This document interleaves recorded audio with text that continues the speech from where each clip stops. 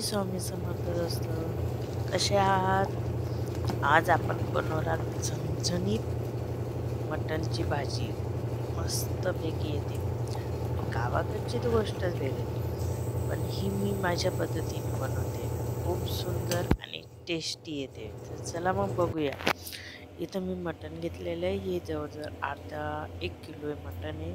आणि हे चांगलं मी धुवून स्वच्छ करून घेतलेलं आहे. आणि जेवढं तुम्ही चांगलं स्वच्छ धुवून घेणार ना, तेवढी ती भाजी टेस्ट देते. तर ही मी आता आधी शिजून घेईल. तर त्याच्यासाठी मी इथं घेतलेला आहे कांदा, जो मी बारीक कापून घेतलेला आहे, आणि तो कुकरमध्ये आता फोडणी दिली. इथं मी तेल टाकलेलं आहे. तर तेलामध्ये जिरं, मोहरी टाकूया.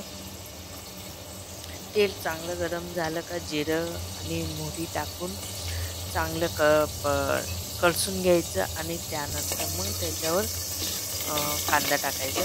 तेल थोडं कमी टाकायचं, कारण की ऑलरेडी मटनला बी तेल सुटतं. तर हे बघा, इथे मी कांदा टाकला. कांदाही चांगला कळसून घ्यायचा आणि चांगला फ्राय करून घ्यायचा तो. आणि कांदा जेवढा चांगला फ्राय करून घेणार, हा असं लाल नाही केला तरी चालेल, कारण की जेव्हा तो आपण खातो ना, तेव्हा त्याचे दाणे कांद्यामध्ये मध्ये लागतो का, खूप छान लागतो. तर मग इथं माझा कांदा कलसून घेतलेला आहे मी. आणि इथं मी टाकेल आता आपलं जिरं, आपलं हिंग, हळद आणि धनियाची पावडर, हे सगळं साहित्य टाकून चांगलं मिक्स करून घेईल.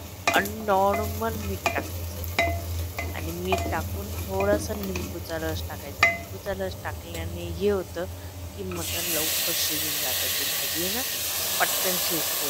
जास्त हे करायची गरज येत नाही. याच्यासाठी थोडंसं नॉर्मल मीठ टाकायचं. मीठाने निंबू टाकायचं. तरी 1 किलोला मी अर्धा निंबू टाकला होता. तर कमी त्याला अर्धा निंबू टाकून द्यायचं. मस्तपैकी हे कलसून घ्यायचं. जेवढं तुम्ही चांगलं कलसून घेणार तेवढं चांगलं. आणि त्यानंतर थोडंसं पाणी टाकून झाकून 3-4 शिट्ट्या घेऊन घ्यायच्या. 3-4 जास्त, आणि 3-4 घेऊन परत एकदा चेक करायचं.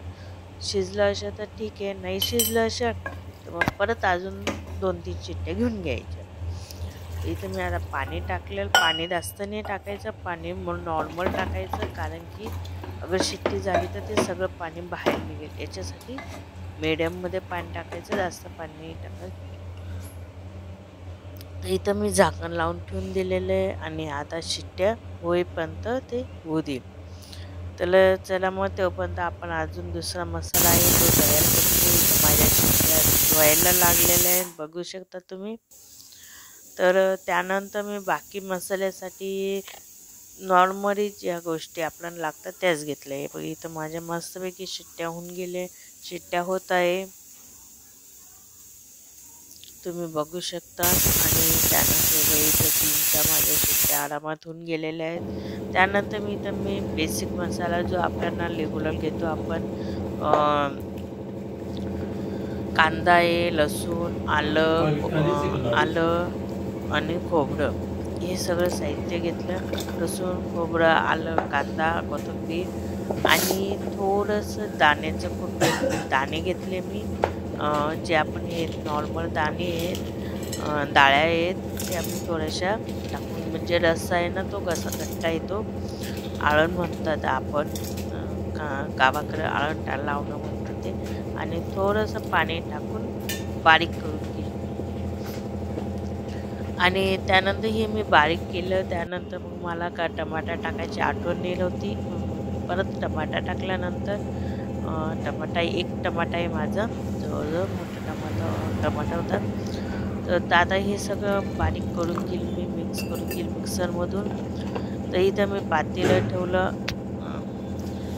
इथं पातेलं ठेवलं आणि मसाला कळसायला घेतला मी. सॉरी, मी तुम्हाला डायरेक्ट दाखवलं. इथं आता मसाला कळसायला घेतलेला आहे. मसाला मस्तपैकी कळसून घ्यायचा. जेवढा तुम्ही चांगला कळसता आलं तेवढं कळसून घ्यायचं. भाजी माझी पूर्ण शिजून गेली होती, मला नंतर घ्यायची गरज नाही आली शिट्टी. तर इथं मी मसाले टाकणारे, लाल मिरची, गरम मसाला, लाल मसाला,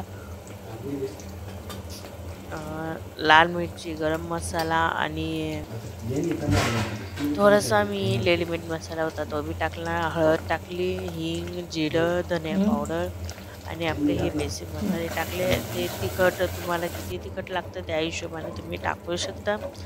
आम्ही थोडं कमी तिखट खातो म्हणून मी थोडंसं कमीच टाकलं. मी नंतर मिक्सरमधल्या भांड्यात पाणी टाकून परत ते पाणी थोडंसं टाकलं आणि तोही अजून चांगला कळसून घेईल. मसाला तुम्ही जेवढा चांगला कळसला ना तेवढी ती भाजी टेस्ट देते, छान लागते. हीच भाजी नाही कुठलीही भाजी घ्या तुम्ही, ते जेवढं तुम्ही मसाला चांगलं कळसू ना तेवढी ती टेस्ट देते. तर हे बघा इथं आता मस्तपैकी मसाला चांगला आपला कळसला गेलेला आहे. बघू शकता साईडने तेल सुटायला लागलेलं आहे. हे बघा तुम्ही बघू शकता. आता हे बघा इथं भाजी पण मस्तपैकी शिजली होती. आता मी थोडी थोडी करून पीस आधी टाकून घेईल, चांगले कळसून घेईल आणि नंतर मग तो जो पाण्याचा रस्सा असतो तो पिवळा तोही टाकून घेईल. काहींना प्यायला खूप आवडतो, तुम्ही तो पिऊही शकता. खूप सुंदर लागतो तो रस्सा बी. तर चला मग हे आता आपण भाजी टाकून घेतली आणि चांगले कळसून घेऊया आणि चांगलं कळसल्यानंतर मग आपण परत पाणी जेवढं आपण पाणी पाहिजे तेवढं रस्सा पाहिजे तेवढं इथं तुम्ही पिवळं पाणी इथं असं टाकून द्यायचं. आणि जेव्हा तुम्ही दुसरं पाणी टाकणार ना तर ते गरम पाणी घेत जा. गरम पाण्याने हे होतं एकदम मस्तपैकी हे झालेलं आहे. तुम्ही बघू शकता किती छान कलर आलेला आहे. आणि मी ना माझ्या भाजींना तेल आणि तिखट खूप कमी असतं. आमच्या घरी खूप कमी तिखट खातात, पण तुम्ही तुमच्या अनुसार टाकू शकता. नंतर मी चवीनुसार मीठ टाकलं आणि मस्तपैकी आता ही भाजी उकळून घेईल. इथं माझी भाजी उकळायला लागलेली तुम्ही बघू शकता. खूप छान चव आली आणि खूप छान हे आली. तर माझी ही मटणची रेसिपी तुम्हाला कशी वाटली मला कमेंट करून नक्की सांगा. आवडले असेल तर लाईक आणि शेअर नक्की करा. पुन्हा भेटूया पुढच्या व्हिडिओमध्ये. तोपर्यंत बाय. श्री स्वामी समर्थ.